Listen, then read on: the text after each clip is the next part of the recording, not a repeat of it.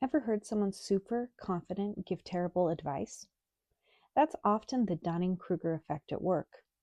The Dunning-Kruger effect is a cognitive bias in which people with low competence in something overestimate how good they are because they lack the knowledge even to recognize their mistakes.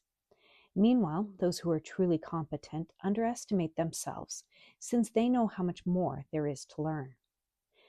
In this graph, you can see that the y-axis is the level of confidence, and the x-axis is the level of competence. The plotted line starts at knowing nothing and quickly spikes upward into high confidence, but still on the knowing nothing side of the x-axis.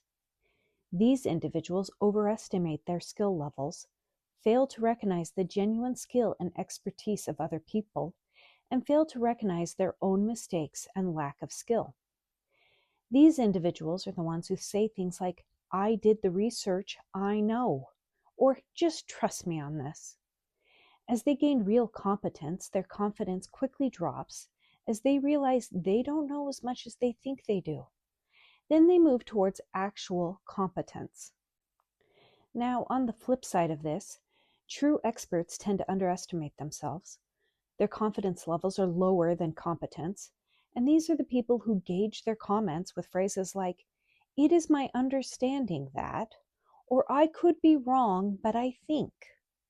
We shouldn't make the mistake of assuming confidence also means competence.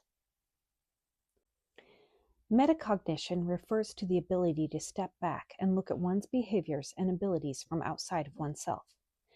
This is why people who say that they've done their research arrive at erroneous and misinformed conclusions, because they lack the requisite background and knowledge and skill.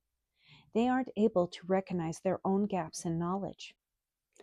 "I know that I know nothing" is a saying derived from Plato's account of the Greek philosopher Socrates. "For I was conscious that I knew practically nothing." It is also sometimes called the Socratic paradox. This saying is also connected or conflated with the answer to a question Socrates is said to have posed to Pythia, the oracle of Delphi, in which the oracle stated something to the effect of, "Socrates is the wisest person in Athens." Socrates, believing the oracle, but also completely convinced that he knew nothing, was said to have concluded that nobody knew anything, and that he was only wiser than others because he was the only person who recognized his own ignorance. A good question to ask ourselves is, do I actually know enough to know I don't know? Or who am I to have an opinion? In the eternal progression of things, if Christ is on the plateau of sustainability, then the rest of us are on the peak of Mount Stupid. Maybe a few of us are in the valley of despair.